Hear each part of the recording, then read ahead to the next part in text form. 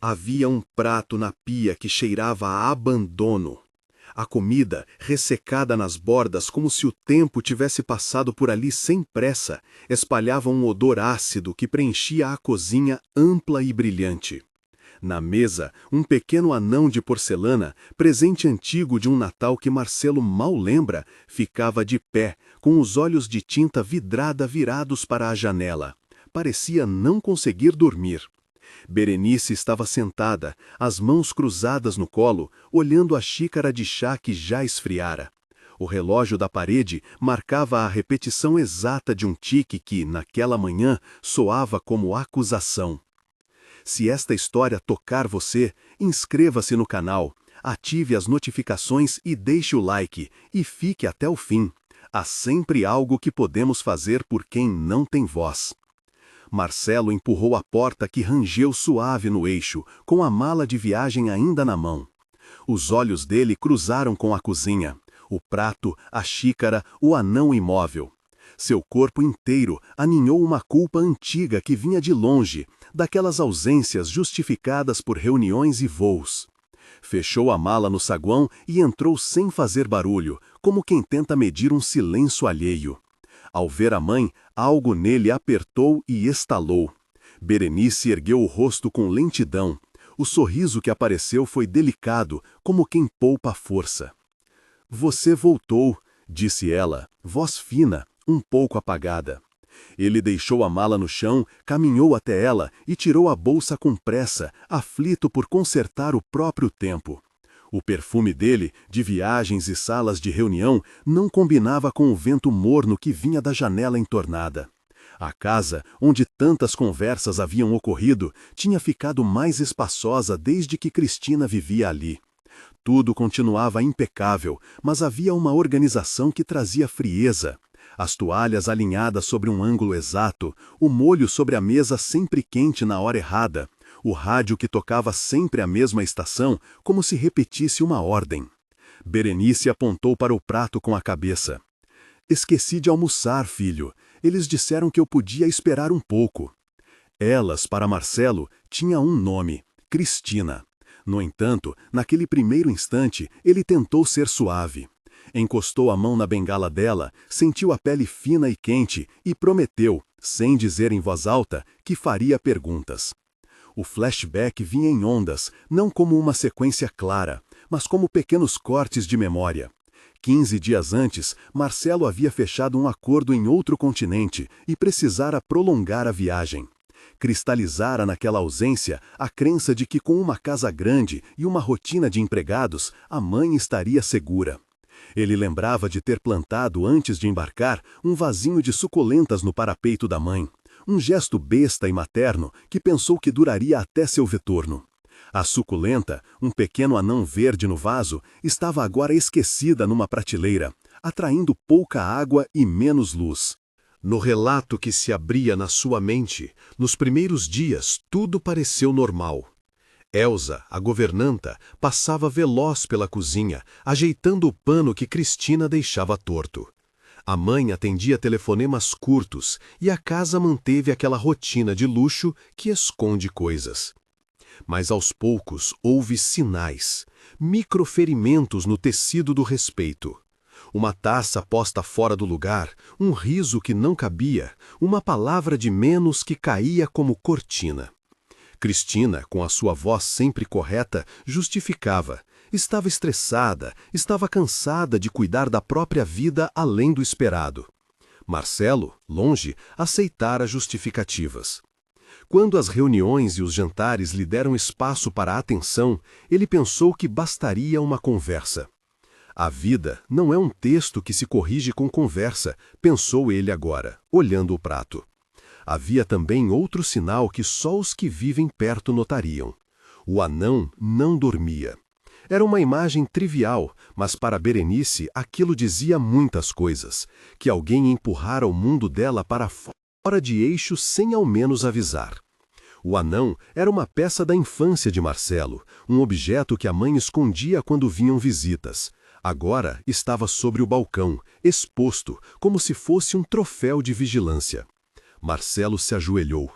Havia um fio de chá seco na borda da xícara e um fio de saliva na comissura da boca da mãe que o fez lembrar de súbito de algo que Elsa lhe dissera por trás. Ela não se queixava, senhor, porque tem vergonha e porque a senhora Cristina diz que tudo é para o bem dela. Marcelo respirou fundo. Perguntas se amontoaram, rápidas e urgentes, e ele sentiu, como primeira medida concreta, a necessidade de ouvir. Elsa apareceu na porta da cozinha com a destreza de quem carrega segredos.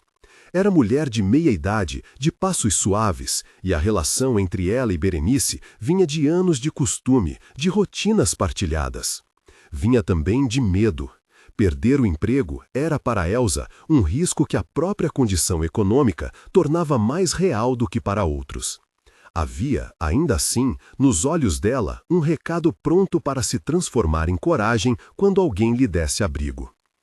Senhor Marcelo, disse ela, voz baixa, se quiser, posso lhe falar agora. Marcelo já aguardava isso. Ele tomou a mão da mãe e deixou que a governanta se aproximasse. Me conte tudo, falou ele, como se pedisse licença para montar um quebra-cabeça difícil. Elsa falou com cautela, medindo cada palavra como quem não quer quebrar o vidro que envolve alguém. Relatou prontamente pequenos episódios que pareciam inofensivos isolados, mas que compunham um padrão. O controle da comida, as interrupções das visitas, os remédios colocados em horários alterados, o riso cortante de Cristina quando Berenice mencionava coisas do passado. Havia menções a comentários feitos na frente da mulher idosa, como se certas informações fossem privadas por natureza. Ela não entende mais, é melhor não incomodar, e ao passo que Elsa pronunciava isso, Marcelo sentia que a casa inteira parecia se conchavar contra a mãe. A primeira reação do filho foi de imediata ira. Depois, uma outra, mais complexa, culpa. Ele pensou nas próprias desculpas, no justificável do executivo que justifica sua ausência com a palavra responsabilidade.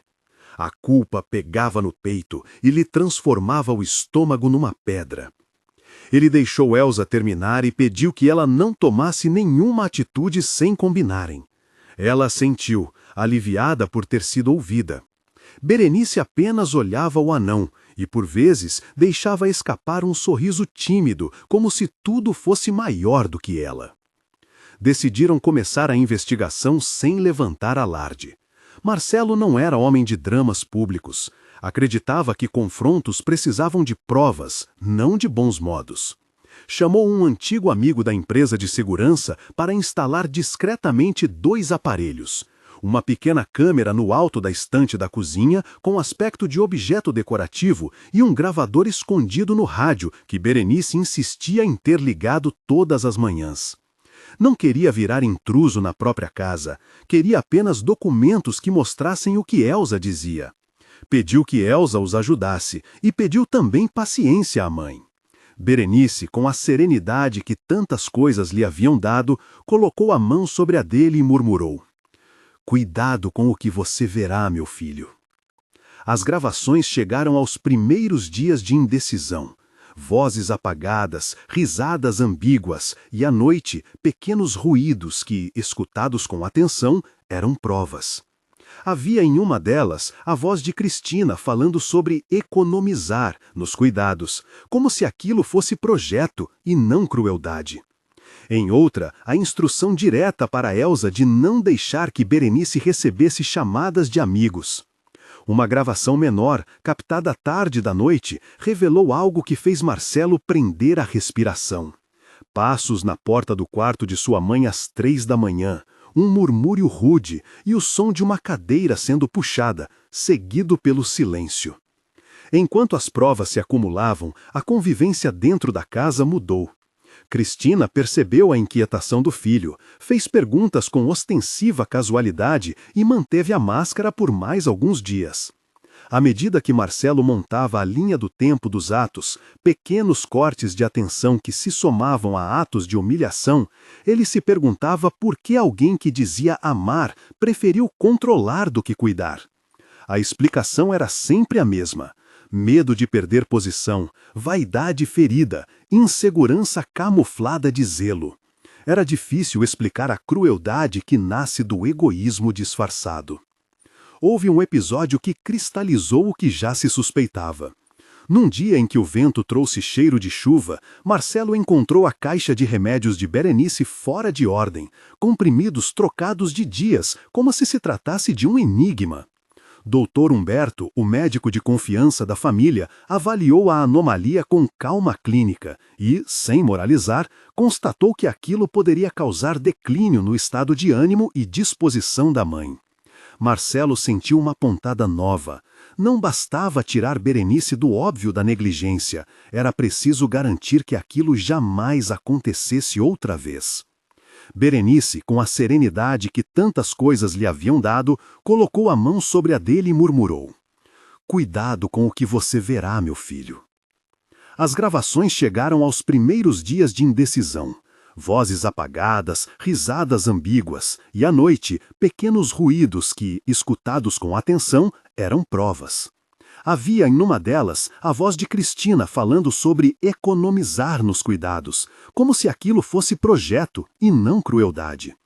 Em outra, a instrução direta para Elsa de não deixar que Berenice recebesse chamadas de amigos. Uma gravação menor, captada à tarde da noite, revelou algo que fez Marcelo prender a respiração. Passos na porta do quarto de sua mãe às 3 da manhã, um murmúrio rude e o som de uma cadeira sendo puxada, seguido pelo silêncio. Enquanto as provas se acumulavam, a convivência dentro da casa mudou. Cristina percebeu a inquietação do filho, fez perguntas com ostensiva casualidade e manteve a máscara por mais alguns dias. À medida que Marcelo montava a linha do tempo dos atos, pequenos cortes de atenção que se somavam a atos de humilhação, ele se perguntava por que alguém que dizia amar preferira controlar do que cuidar. A explicação era sempre a mesma: medo de perder posição, vaidade ferida, insegurança camuflada de zelo. Era difícil explicar a crueldade que nasce do egoísmo disfarçado. Houve um episódio que cristalizou o que já se suspeitava.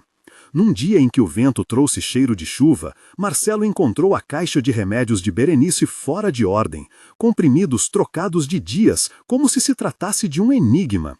Doutor Humberto, o médico de confiança da família, avaliou a anomalia com calma clínica e, sem moralizar, constatou que aquilo poderia causar declínio no estado de ânimo e disposição da mãe. Marcelo sentiu uma pontada nova. Não bastava tirar Berenice do óbvio da negligência, era preciso garantir que aquilo jamais acontecesse outra vez. Ele então formalizou uma investigação mais direta. Assistiu, noite a noite, às gravações no escritório que cheirava a café forte e cadernos. O que encontrou ali trouxe um misto de revolta e tristeza. Havia uma cena em que Cristina, ao telefone com uma amiga, falava de Berenice com sarcasmo, chamando-a de encargo e sugerindo que os momentos de lucidez da mãe eram fases. Noutra, ordenava a Elsa que repetisse determinados horários e que impedisse certas visitas, como se arquitetasse uma pequena prisão gentil. Quando Marcelo decidiu que a hora do confronto havia chegado, planejou-o com método. Não queria apenas acusar, queria que os contornos da verdade ficassem claros para que ninguém pudesse reescrevê-los. Chamou então Elsa ao escritório, deixou-a ouvir as gravações e pediu que, se aceitasse, entregasse um depoimento simples, por escrito, descrevendo o que testemunhara. Elsa, com os olhos úmidos, assinou. Ao mesmo tempo, Marcelo convocou o Dr. Humberto para uma conversa que poderia ser usada posteriormente para a avaliação médica e legal. Todos os passos eram calculados para criar um ambiente onde Berenice pudesse ser protegida sem humilhação pública. Na véspera do confronto, a casa pareceu segurar a respiração. O anão de porcelana, que até então ficara imóvel como guardião mudo, foi colocado por Marcelo no centro da mesa de jantar, não como troféu, mas como lembrete do que pequeno também pode ser valioso. Ele colocou a suculenta numa prateleira mais próxima da luz, regou-a com a mesma mão que, semanas antes, embalara delegações e contratos. Berenice, sentada no corredor com a janela aberta, observava o movimento e às vezes tocava o vaso com os dedos, como se guardasse na pele a sensação de um futuro possível. Cristina apareceu naquela tarde com a elegância habitual. Trazia uma bolsa de couro e um perfume seco que deixava rastro. Havia nos olhos dela uma chama de desconfiança. Não parecia surpresa com a reunião convocada, apenas interessada em preservar a aparência. Marcelo a recebeu com frieza controlada. Conversaram por alguns minutos triviais, sobre arranjos, sobre despesas, enquanto o silêncio real se acumulava atrás das palavras. Finalmente, Marcelo pediu que sentasse na sala de estar. Havia algo que precisava ser ouvido. Cristina, começou ele, com voz medida, precisamos conversar sobre a casa, sobre a mãe, sobre as decisões que vêm sendo tomadas aqui. Ela sorriu, e no sorriso havia algo que poderia ser interpretado como fadiga. Claro, Marcelo, sempre quis o melhor para a senhora. Se há algo errado, vamos ajustar. A resposta era a máscara mais bem costurada que o infortúnio conhece. Marcelo então deixou tocar o primeiro arquivo de áudio. O som saiu baixo, primeiro apenas murmúrios, depois a voz de Cristina instruindo Elsa, depois passos no corredor da noite, a frase curta e cortante que ninguém deveria dizer a uma mãe. Ela não precisa de tanto afeto. Seu rosto ficou pálido. Isso não é o que parece, disse ela rapidamente. As palavras de defesa saíram sem planejamento, como quem tenta montar uma parede com peças quebradas. Marcelo continuou, colocando uma segunda gravação e depois outra. Cada trecho reforçava um padrão.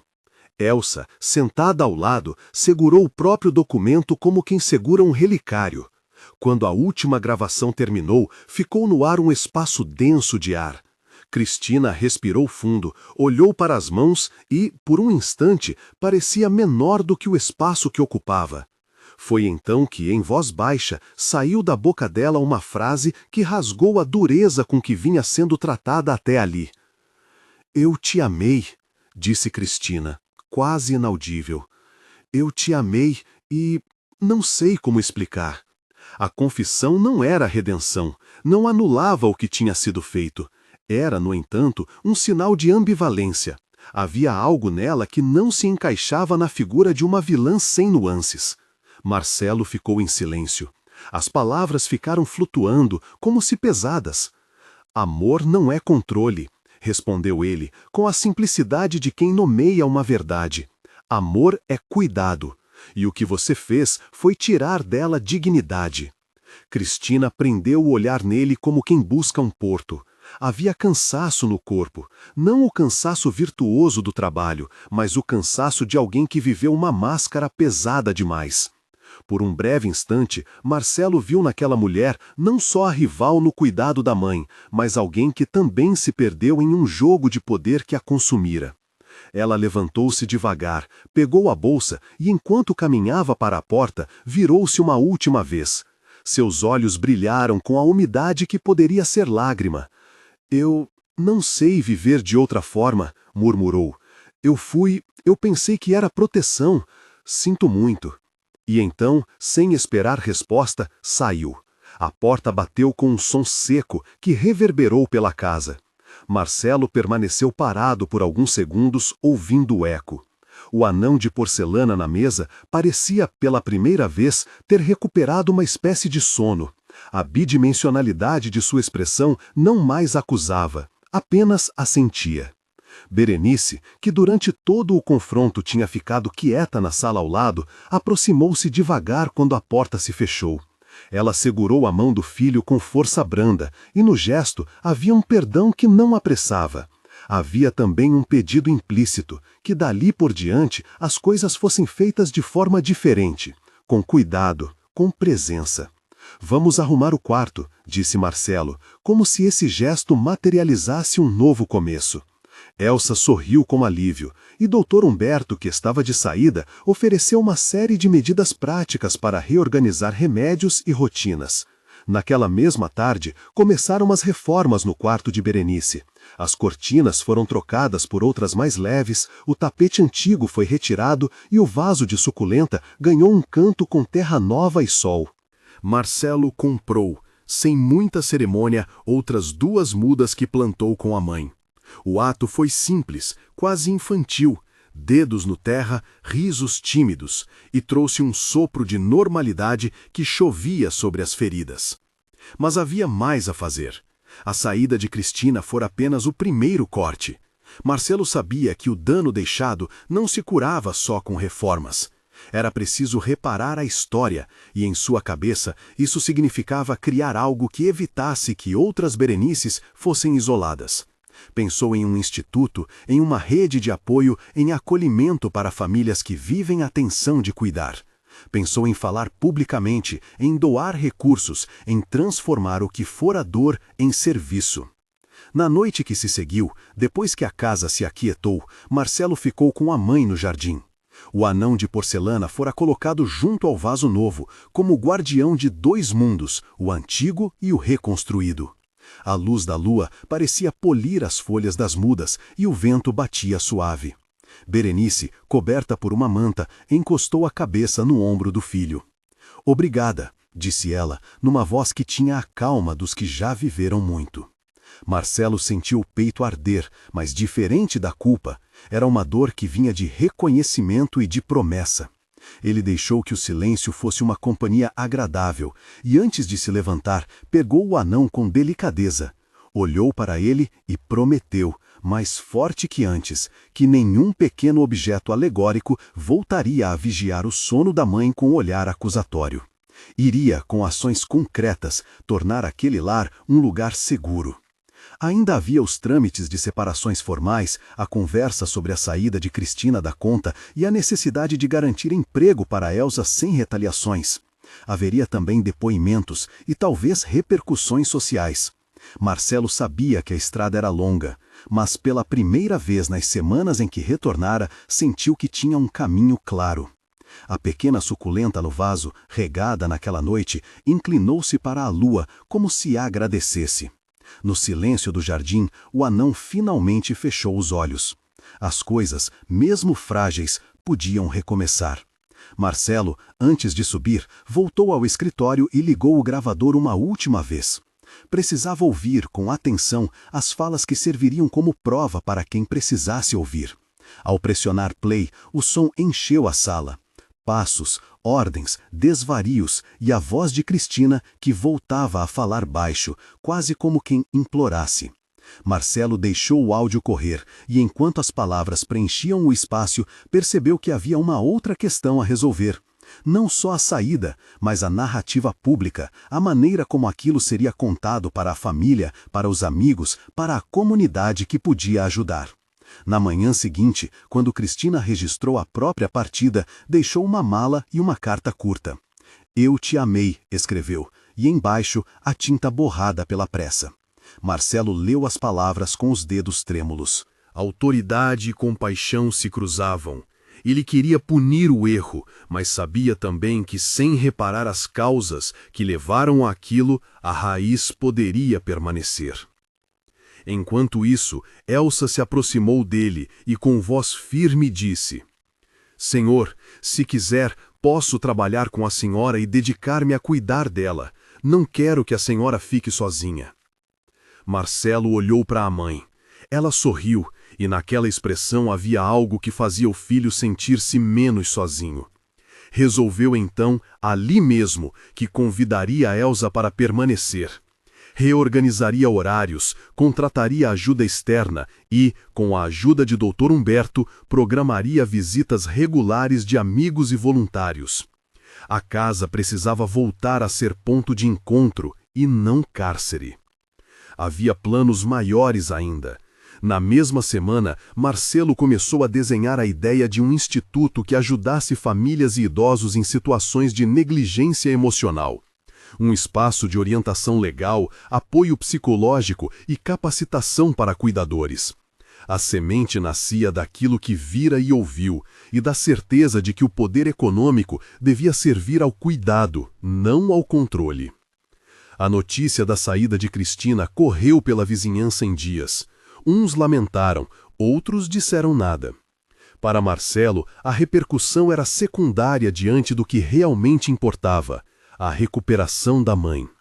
Eles passaram a frequentar mais a igreja do bairro em fim de tarde, não por ritual, mas por desejo de reencontrar a comunidade que havia se dispersado. Amigos antigos trouxeram visitas, a padaria da esquina passou a reservar pães especiais para a manhã da mulher. E o rádio que antes tocava ordens, agora tocava músicas que Meliels fazia Berenice cantarolar. Mas havia uma imagem que persistia na mente do filho, a do anão que não dormia.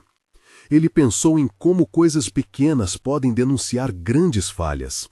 Pensou em quantas outras casas tinham um anão ali, imóvel, iluminando noites que não seriam de descanso. Decidiu então que, quando a casa fosse inteiramente reerguida, plantaria um jardim no quintal e colocaria ali como emblema não mais um anão adormecido, mas várias mudas, cada uma representando uma história que merecia crescer. As semanas seguintes foram de trabalho prático. O quarto foi pintado com cores claras, a cama ganhou roupa nova. Medicamentos foram reorganizados em caixas identificadas, com lembretes no celular de Marcelo e notificações programadas para Elsa. Dr. Humberto passou a visitar semanalmente, não com tom de fiscal, mas com a calma de quem acompanha a restaurar um equilíbrio. Berenice, em dias de sol, regava as mudas no jardim. Em dias de chuva, lembrava histórias da juventude e ria com um humor que há muito não era alimentado. Essas pequenas vitórias compunham algo maior, a devolução da dignidade. Ainda restava, porém, a costura de palavras entre mãe e filho. Marcelo teve que admitir suas ausências, e Berenice, com a sua generosidade cansada, teve que ouvir e aceitar que coisas mudariam. Em uma tarde de outono, ele pediu desculpas com todas as sílabas possíveis e prometeu presença mais frequente. Ela lhe deu um abraço longo e, ao soltar, entregou-lhe uma lembrança. O anão, agora limpo, voltou para um canto de honra na estante da sala. Não como acusação, mas como testemunha. O projeto do Instituto começou a andar. Marcelo procurou advogados, contatou ONGs e definiu uma meta: criar uma rede que protegesse idosos vulneráveis, oferecendo cursos para cuidadores, linhas de ajuda e um fundo emergencial para situações de risco. Não queria apenas remendar, queria prevenir. A mãe apoiou a ideia com um sorriso que parecia aprovar a transformação do sofrimento em serviço. No entanto, havia ainda perguntas a responder. O que se faria com Cristina? Como garantir que ela não fizesse dano a outros? Marcelo optou por uma estratégia que misturava limites e compaixão. Exigiu que ela deixasse a casa, suspendeu qualquer relação financeira que a vinculasse à família e ofereceu, se desejasse, ajuda para a reabilitação profissional. Não buscou humilhação pública, buscou justiça. Para ele, a peça central era proteger a mãe, não punir com espetáculo. A vida foi se rearranjando em torno da novidade de cuidar.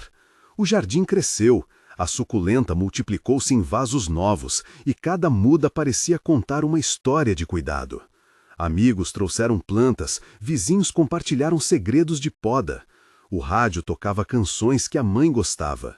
E, em noites de clara lua, Marcelo e Berenice sentavam-se no banco do jardim e conversavam sobre coisas pequenas, memórias de infância, receitas antigas, livros que a mãe gostava de recomeçar. Mesmo quando o nome de Cristina apareceu em conversas ocasionais, algumas carregadas de julgamento, outras de curiosidade, Marcelo mantinha uma linha: restaurar, proteger, educar. A sua exposição pública, quando veio em entrevistas que ajudavam a angariar apoio para o Instituto, foi feita com tato. Ele falava menos do drama que vivera e mais das soluções que queria construir. As pessoas ouviam com olhos úmidos e mãos prontas para doar. Certo dia, meses depois, surgiu uma carta que vinha de Cristina. Ela estava trabalhando em uma cidade distante, em empregos humildes, e escrevia pedindo perdão, não como justificativa, mas como reconhecimento. Marcelo leu a carta em voz alta para a mãe. Berenice sorriu e, sem grande pressa, escreveu uma resposta curta. que você encontre paz e aprenda a cuidar sem ferir. A vida dali em diante foi menos marcada por urgências e mais por rotinas reparadoras. O Instituto teve sua semente financiada e Elsa coordenava agora com contrato formal as visitas domiciliares que a organização promovia. Dr. Humberto assumiu um papel consultivo e a comunidade do bairro passou a participar com tempo e carinho. O pequeno anão de porcelana, finalmente, recebeu uma função simbólica. Sentado no parapeito de uma nova estante, lembrava a todos que até as peças minúsculas podem vigiar a própria alma coletiva. Houve, claro, noites em que as memórias voltavam e causavam desconforto. Mas essas noites foram cada vez menos frequentes. Marcelo aprendeu que remendar leva tempo e gesto diário. Berenice aprendeu que pedir ajuda não é falha. E entre as mudas do jardim havia uma que crescia mais vigorosa. Uma planta que, desde o primeiro dia, recebera atenção constante e, com isso, transformara seu aspecto. Era o símbolo vivo de uma promessa cumprida. Quando olhavam para trás, mãe e filho não viam apenas um mal, viam também a possibilidade de reerguer o que fora quebrado. A história de um anão que não dormia havia se transformado em algo maior, uma casa que voltou a ser lar, um filho que voltou a ser presença e uma comunidade que aprendeu a olhar. Marcelo sabia que nem todas as histórias terminavam bem. Sabia que em muitas casas havia anões que continuavam acordados. Por isso, no lançamento oficial do Instituto, ele fez um pedido claro à plateia. Que cada um olhasse para os idosos do seu convívio com olhos de cuidado, que denunciasse a negligência e que oferecesse apoio sem culpa. A resposta foi maior do que imaginara. Voluntários se inscreveram, doações chegavam e, acima de tudo, palavras de reconhecimento vieram de quem se sentira visto. Numa manhã calma, enquanto cuidavam do jardim, Berenice pegou a mão do filho, olhou para as mudas e disse: "Crescemos, filho." Ele respondeu com lágrimas que não eram só de mágoa, mas de alívio. "Crescemos", repetiu. Quando a comunidade soube da história, muitos se perguntaram sobre a saída de Cristina e sua vida depois. A resposta não interessou tanto quanto o trabalho que se seguiu. Centenas de idosos que antes viviam em silêncio passaram a ter um lugar para buscar ajuda. Na cidade, o nome do projeto virou proposta para políticas públicas. Marcelo via aquilo como um dever que nascera de dor e se transformara em cuidado. E sempre que alguém perguntava sobre o anão, ele contava a história.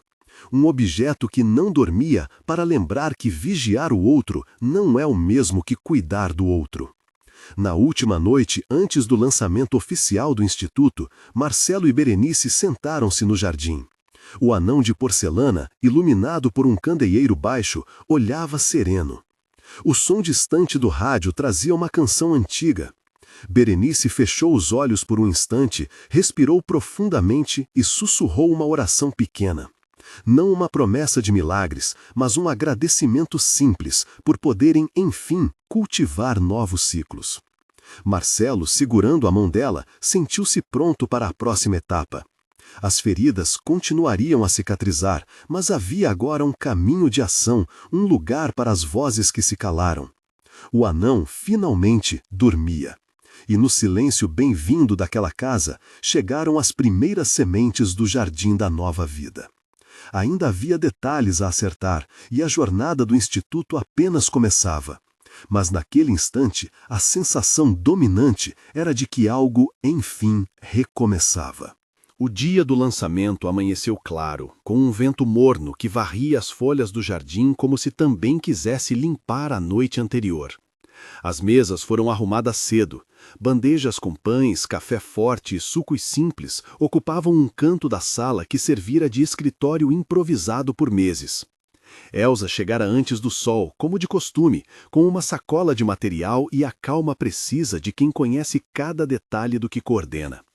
Dr. Humberto trouxe pastas com protocolos e um pequeno quadro com nomes dos voluntários.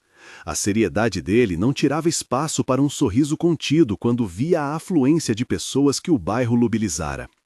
Aquele pequeno prédio, antes esquecido, parecia acordar junto com todos. Nas paredes novas, cartazes com informações sobre visitas domiciliares, telefones úteis e horários de grupos de apoio tinham sido colados com cuidado. O anão de porcelana, limpo e polido, foi colocado em uma estante próxima à entrada, onde ficasse visível, mas seguro. Muitos que passaram pela porta pararam por um instante, olharam para ele e sorriam com entendimento. Ali havia algo que lembrava o motivo primeiro de todo aquele esforço. Quando os convidados tomaram assentos, moradores, profissionais de saúde, representantes de organizações parceiras, vizinhos curiosos, Marcelo sentiu uma vibração na garganta. Não era só a expectativa normal de falar em público, era o peso de um passado que, por meio daquele projeto, ele tentava transformar em serviço e responsabilidade. Berenice ficou ao lado dele, discreta, com as mãos juntas sobre o colo, como quem ora silenciosamente enquanto observa. Dr. Humberto abriu a sessão com brevidade e clareza. Falou das parcerias, das metas de atendimento e da importância de escutar os idosos sem julgamentos. Elsa apresentou a equipe, um grupo heterogêneo que, entre café e nervosismo, mostrava a disposição de quem escolhera se envolver. A resposta do bairro era palpável, voluntários de todas as idades, alguns vindos por curiosidade, outros por um compromisso antigo com vizinhos que sentiam sozinhos. Quando chegou a vez de Marcelo, ele respirou fundo e falou sem teatralidade. Fez questão de não transformar a história pessoal em espetáculo. Falou do que aprendeu com a mãe, do anão que não dormia e do modo de que vigiar substituísse cuidar. Contou com voz firme, porém gentil, que o Instituto não nascia para apontar culpados, mas para oferecer mãos e escuta. Que seu objetivo era criar um espaço onde a dignidade dos mais velhos fosse restituída por meio de atenção e serviços concretos. Não prometemos milagres, disse ele, mas prometemos presença. Vamos às casas, conversamos, ajudamos a encontrar o que falta. Cuidado médico, companhia, apoio para pequenas reformas, orientação quando há sinais de abandono. Queremos que cada um aqui entenda, cuidar é um gesto coletivo. Palmas calorosas seguiram as palavras. Entre a plateia, algumas faces molharam-se, não apenas de emoção, mas de um reconhecimento tardio. Muitos ali tinham vivido vizinhanças, onde a velhice ficava escondida atrás de portas fechadas. O que se inaugurava era, acima de tudo, um convite para olhar. Nos dias que se seguiram, o Instituto recebeu chamadas simples e complexas. Havia pedidos para recolocar uma lâmpada no teto que há meses não funcionava. Havia casos de pessoas que precisavam de medicação regular, mas não sabiam como conseguir o remédio. Em um dos primeiros atendimentos, a equipe visitou a casa de Dona Lúcia, uma senhora de voz firme e mãos calejadas, que morava sozinha desde que o marido havia falecido. No primeiro instante, ela negou qualquer necessidade, irritada por supor que lhe oferecessem condescendência. Elsa sentou-se na beirada do sofá, com a paciência de quem já vira outras resistências, e começou a falar de plantas, de receitas, de pequenos detalhes que mostravam respeito. A conversa tomou o tempo que tinha de tomar. No final, Dona Lúcia aceitou que uma voluntária a visitasse para conversar e trocar sementes. Foi um progresso simples, mas verdadeiro. O Instituto aprendia que escuta bem conduzida muitas vezes abre portas que o conselho bem-intencionado não abre. Em outra visita, encontraram Joaquim, um homem grande de olhar disperso, cuja casa estava cheia de lembranças e pouca ordem. Havia uma cadeira velha encostada num canto que ele dizia ser suficientemente confortável, embora não fosse. A equipe organizou uma pequena limpeza, entregou cobertores, conversou com ele sobre a medicação que havia parado de tomar e providenciou um encaminhamento para a consulta. Joaquim chorou quando saiu do quarto e viu o espaço mais claro. Não foram muitas lágrimas, mas eram suficientes para que todos entendessem que o gesto de entrar na vida do outro tinha sido autorizador. Marcelo, que ajudara a carregar uma caixa, ouviu de Joaquim um obrigado, seco e direto, que soou para ele como reconhecimento. Nem todas as respostas vieram de imediato. Houve uma reunião com representantes do posto de saúde local para ajustar encaminhamentos. Um conflito com vizinhos que temiam aumento de trânsito nas reuniões do grupo de convivência. E um pequeno episódio de vandalismo numa janela pintada com um xingamento que lembrava que nem toda vizinhança está pronta para mudanças. Cada problema exigia solução prática e conversa. Dr. Humberto explicou que sustentabilidade era mais do que dinheiro. Era criar rotinas, formar pessoas e nutrir respeito. Elsa, por seu turno, mostrou que a articulação com outras instituições seria a chave para que o trabalho não dependa apenas do entusiasmo de alguns. Em meio a essa rotina, mensagens chegaram de lugares distantes. Pequenas doações, ligações de outras comunidades e relatos de pessoas que se sentiam encorajadas a criar ações semelhantes. O projeto, que nascera de um episódio privado, tornava-se um modelo possível. O Instituto articulou, então, um pequeno manual prático. Como fazer uma visita digna. Como ouvir sem julgar. Quais serviços poderiam ser oferecidos de imediato. Era um compêndio de gestos corriqueiros e bons. Marcelo revisava os textos, lembrando-se que cada palavra carregava uma responsabilidade. Uma tarde, quando o sol caía em faixas compridas pelos corredores, alguém bateu à porta do instituto. Marcelo abriu e encontrou Cristina, a letra da carta que fora lida meses antes, materializada em presença. Ela estava mais magra, com o cabelo preso em um rabo simples, os olhos atentos, mas cautelosos. Ali, na soleira, havia uma mistura de vergonha e desejo de reaproximação que se tornava palpável no ar. Houve um instante de silêncio que não era vazio. Berenice, que estava na sala com Elsa, levantou-se devagar. Primeiro olhou para Cristina, depois para o filho. Não houve cenas dramáticas. A vida, ali, não pedia encenações. Cristina falou primeiro, a voz pequena. Vim ver o que vocês fizeram. E a frase permaneceu incompleta, porque havia muito que não cabia numa explicação. Marcelo não soube exatamente o que dizer. Parte dele quis perguntar por que partira, por que deixara tudo tão brusco. Outra parte, mais cansada, apenas observou. Berenice, surpreendendo a todos com sua serenidade, convidou Cristina a entrar e a sentar. Havia ali uma escolha, transformar o encontro em confronto ou em um lugar possível de início de reconciliação. O que se desenrolou não foi um perdão imediato, nem a recondução da filha à família como se nada tivesse acontecido. Foi um diálogo de bordas arredondadas. Cristina quis explicar sem justificar, dizer que a distância lhe trouxera a clareza que só o tempo dá, que havia amado e errado, e que a carta fora o começo de uma tentativa de reparar. Berenice ouviu, algumas vezes assentiu, outras permaneceu em silêncio. No fim, repetiu, como na carta, uma frase que não soava como absolvição automática, mas como uma margem de possibilidade.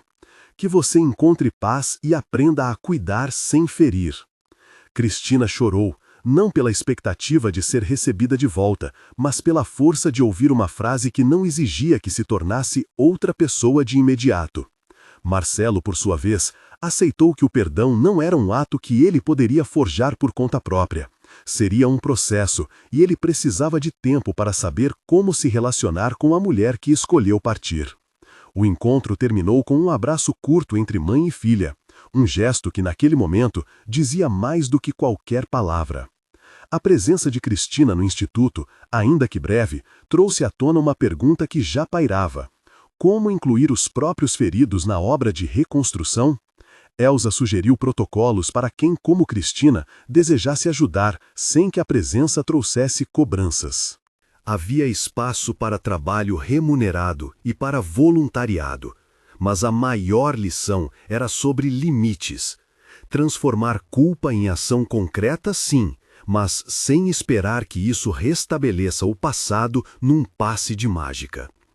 Com o passar das semanas, o Instituto acumulou pequenas vitórias e aprendizados. Realizaram oficinas de memória, onde os idosos eram convidados a contar histórias de vida, algumas engraçadas, outras duras, todas importantes. Um grupo de jovens começou a frequentar os encontros, trazendo energia e paciência para tarefas que pediam força física. A horta comunitária cresceu, e aquilo que começara com poucas mudas agora gerava temperos que eram repartidos em pequenas cestas entre os atendidos. O som do bairro mudou, como se uma presença tivesse sido acrescentada ao cotidiano. Ainda assim, havia noites em que Marcelo caminhava sozinho até o jardim e ficava longamente observando o anão na estante do instituto, iluminado pela luz amena do suporte. Pensava nas casas que ainda não conheceram sua equipe, nos rostos que não saberiam quem eram. Sabia que cada família era um universo distinto. As soluções não podiam ser padrão e o trabalho exigia humildade. Era um exercício permanente de ouvir e de aceitar que nem todo problema teria desfecho conveniente. Certa vez, um homem chamado Vitor apareceu na sede com o rosto marcado por uma divisão recente. Sua filha não falava com ele havia meses e ele não sabia como reparar. Não se tratava de negligência de terceiros, mas de relações quebradas que se manifestavam como abandono emocional. As conversas que se seguiram entre Vitor, a equipe e um mediador voluntário foram lentas. Durante horas, o homem contou pequenas decisões que, somadas, haviam feito sua filha se afastar. Não havia solução pronta, mas havia caminhos. Cartas escritas com ajuda, encontros intercalados com voluntários e pequenas ações de responsabilidade. Alguns meses depois, chegaram notícias de reconciliação tênue. Não eram finais épicos, mas eram passos. Para Marcelo, ver aquilo significou relembrar que cuidados também podem ser remediadores de outras violações, nem sempre as mais óbvias. Enquanto o trabalho expandia seus alcances, questões práticas surgiam com força. Precisavam de espaço maior para atividades, de equipamentos básicos, de um fluxo financeiro estável. O sonho de transformar o projeto em política pública surgiu em debates. Como empurrar a boa vontade do bairro para instâncias que garantissem continuidade?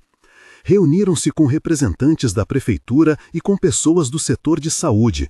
Houve promessas, conversas técnicas e, acima de tudo, a compreensão de que nada disso se resolveria sem persistência. Marcelo sentiu pela primeira vez em muito tempo o cansaço que vinha junto com a responsabilidade de transformar impulso em instituição. Numa manhã de outubro, quando sobrevinha um frio sutil, um pedido urgente chegou. Um homem idoso, conhecido na vizinhança, havia sofrido uma queda e precisava de apoio para reintegrar sua casa à rotina. A equipe se mobilizou, voluntários levaram mantimentos, um enfermeiro acompanhou a visita técnica e, em poucas horas, a casa acolheu o homem com cuidados que evitariam uma internação desnecessária. Ao final da tarde, ao deixar o local, Marcelo sentiu que aquele era o tipo de resposta que justificava todo o trabalho.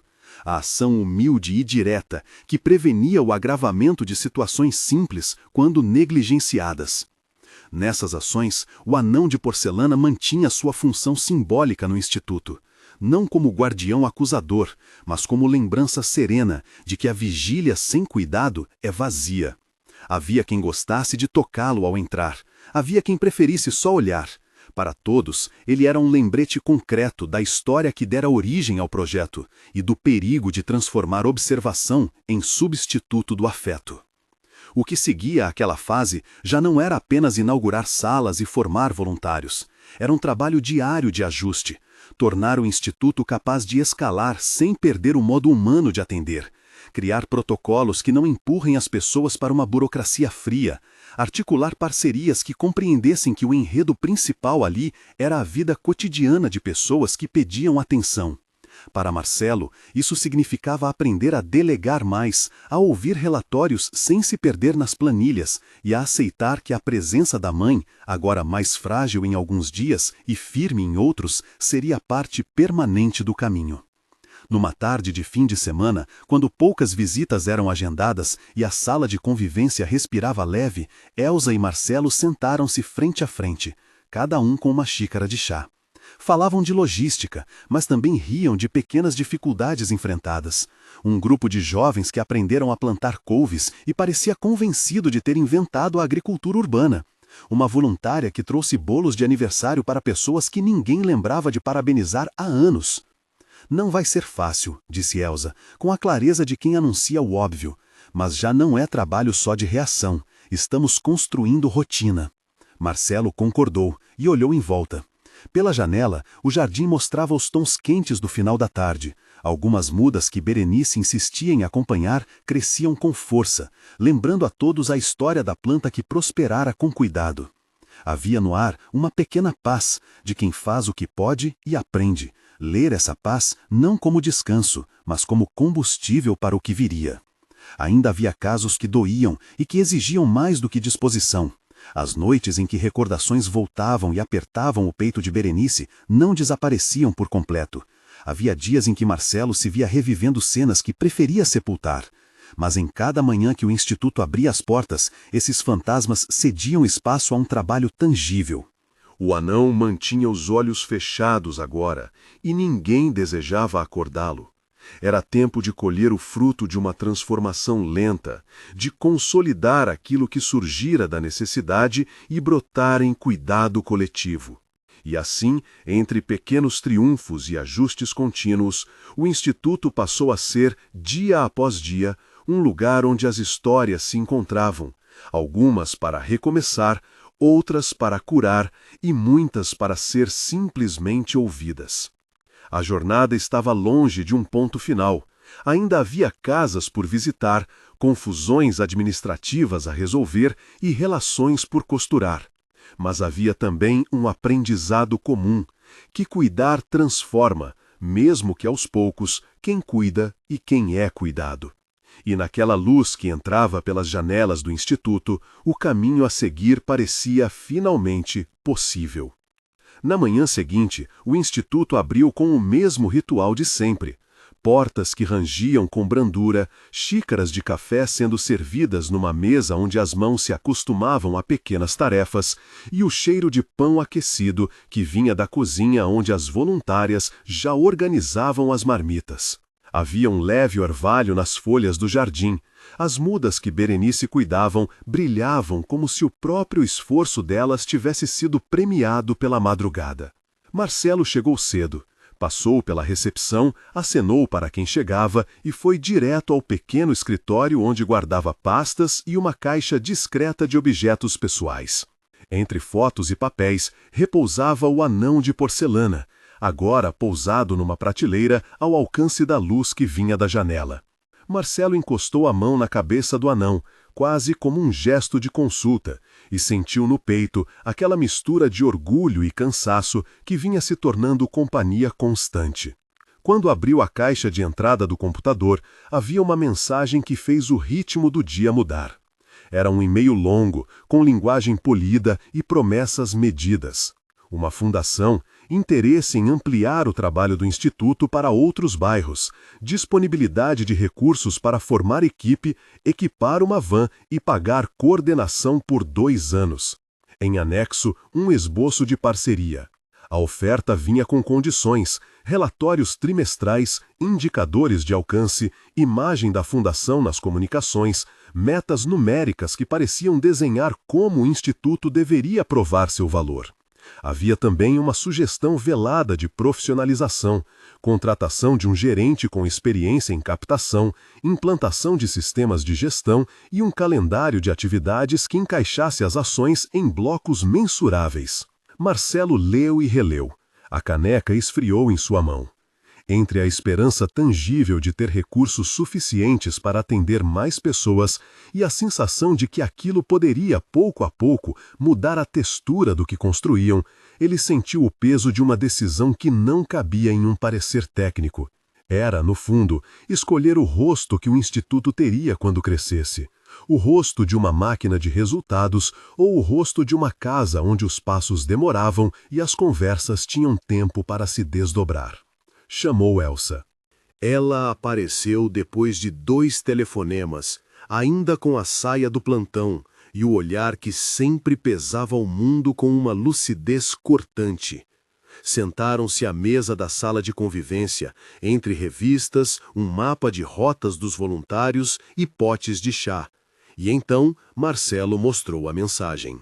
"Não é pouca coisa", disse ela, folheando os anexos como quem lê um contrato com a mente prática de quem já precisou dizer não para proteger o que ama. "Pode dar para quase tudo o que planejamos para o próximo ano. Mas isso aqui", pausou, "exige que a gente justifique cada visita, cada hora de voluntariado. Se nos tornarmos reféns de metas, a primeira coisa que perdemos é a liberdade de atender alguém, simplesmente porque precisa." Berenice apareceu na sala com as mãos ainda cheias de terra, o cabelo preso num lenço. Ouviu as palavras, olhou a tela do computador e, sem pressa, contou uma história que ninguém esperava ouvir naquele momento. Falou do senhor que haviam visitado no outono, do jeito que, após alguns encontros, ele voltava a cantar baixinho as músicas que lembrava da juventude. Não havia número que traduzisse o peso daquele canto, nem relatório que descrevesse a cor exata no rosto dele quando percebeu que alguém voltaria no mês seguinte. "Eu não sei quanto isso vale nos papéis", disse Berenice, com a clareza que vinha de cuidar de plantas e pessoas, "mas sei o que significa ter tempo. Não sei se a Fundação entende o que é deixar alguém falar até acabar as palavras." A discussão se prolongou. Alguns voluntários sugeriram aceitar a proposta e depois negociar as cláusulas. Era melhor ter dinheiro e reclamar depois, disseram. Outros pediram cautela. Brasões e logotipos poderiam afastar alguns doadores menores. Poderia vir com exigências que mudariam quem eles eram. Elsa, com a experiência de quem lidara com financiamentos municipais e privados, propôs uma alternativa: convidar a Fundação para conhecer o Instituto pessoalmente antes de assinar qualquer documento. Que vissem numa manhã de convivência, sentassem à mesa com as famílias atendidas, ouvissem o canto do Senhor que agora retomava memórias. Se a Fundação aceitar ver o trabalho no seu compasso, talvez se aproximasse com mais cuidado. Decidiram então por um encontro. Marcelo redigiu um e-mail que não era nem um sim nem um não. Um convite que guardava um pequeno teste. Pediu que a representante da Fundação viesse sem pressa, que trouxesse propostas, mas também perguntas, e que passasse um dia inteiro com eles, acompanhando visitas, almoçando com as pessoas, sentando-se no jardim. Era, apesar da formalidade, um gesto que dizia muito. Antes de qualquer contrato, era necessário que alguém se deixasse tocar pela rotina. O dia do encontro foi claro. A representante chegou com uma pasta, um sorriso estudado e um olhar curioso. Era uma mulher jovem que falava sob medida, e logo no começo mostrou-se impressionada com a organização e o jardim que Berenice havia ajudado a cultivar. Mas Marcelo e Elsa insistiram em não começar pela apresentação de números. Levaram-na à casa do senhor que havia caído meses antes. Sentaram-se ali, em cadeiras emprestadas na sala pequena, e deixaram que a história do Senhor falasse por si, de memórias, de solidão, do medo que a queda tinha trazido e da segurança que reaparecia com cada visita. A representante escutou. À tarde, sentou num canto da sala de convivência, observando as trocas de afeto, as rotinas, o jeito das pessoas fazerem fila para receber um chá. Havia, nos olhos dela, algo que não estava nos anexos. Uma pergunta silenciosa sobre se o trabalho do Instituto poderia se estender sem perder aquilo que o tornava único. Quando se despediram, a representante prometeu discutir internamente e voltar com uma proposta reformulada. Marcelo, ao vê-la partir, sentiu um alívio contido. Não havia ganho ainda, só a sensação de que o diálogo havia começado no terreno certo. Naquela noite, enquanto organizava papéis, Marcelo recebeu uma ligação. Era sua mãe. A voz, apesar das palavras atentas, tremia um pouco. Alguns dias de fraqueza voltaram, e era preciso ajustar remédios, talvez marcar uma consulta. Marcelo olhou para o anão na prateleira. Lembrou-se do porquê de tudo aquilo. O trabalho externo, as reuniões, as parcerias, tudo se enlaçava com a presença frágil daquela mulher que ainda o ensinava a ser paciente. Ao final da semana, recebiam outra notícia. Uma das voluntárias-chave, que coordenava as visitas noturnas, anunciava que precisava reduzir a carga de trabalho por causa de compromissos profissionais. Era mais um ajuste a fazer: treinar substitutos, reorganizar rotas, garantir que a presença continuasse. Cada vez que uma peça da equipe mudava, o esquema do cuidado precisava respirar de novo. E respirar custava tempo e atenção. Marcelo passou a noite refletindo sobre números e rostos, sobre cartas de intenção e conversas à mesa. Levou a xícara de chá até a janela e observou a rua vazia, os postes acesos como pequenas sentinelas. Pensou na origem do instituto, uma senhora que perdeu o rumo e um anão de porcelana deixado sobre a mesa. Lembrando que vigiar sem cuidar não bastava. Pensou também nas plantas no jardim, na forma como, ali, as coisas cresciam devagar e com pontas ásperas que depois se tornavam folhas que sustentavam abrigos de sombra. Na manhã seguinte, Marcelo convocou uma reunião com a equipe ampliada. Não havia formalização de decisão, havia antes uma convocação para ouvir. Sentaram-se em círculo na sala de convivência, como costumavam fazer em horas de crise ou celebração. Cada um compartilhou sua visão: a jovem que queria ver o projeto crescer, o voluntário que temia perder a intimidade com as famílias, Berenice que falava das visitas como quem fala de regar uma planta.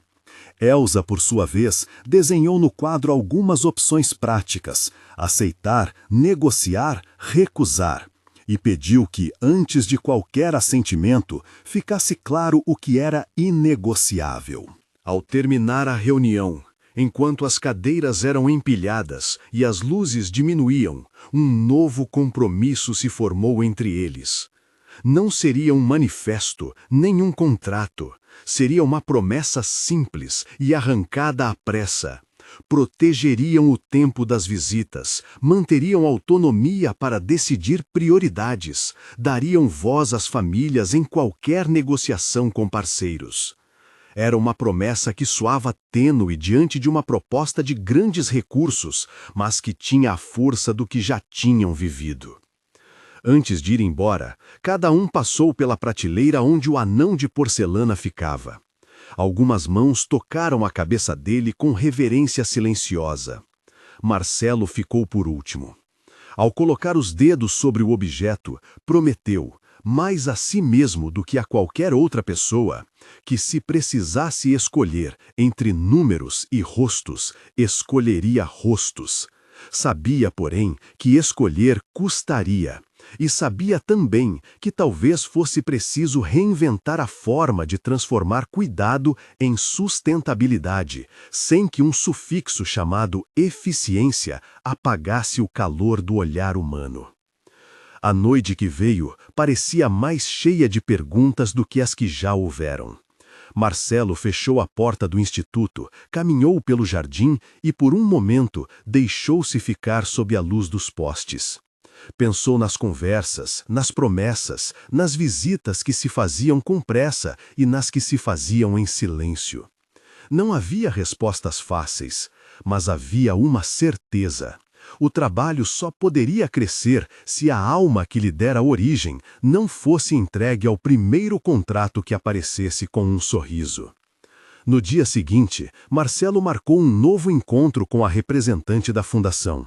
Antes, porém, decidiu visitar algumas casas.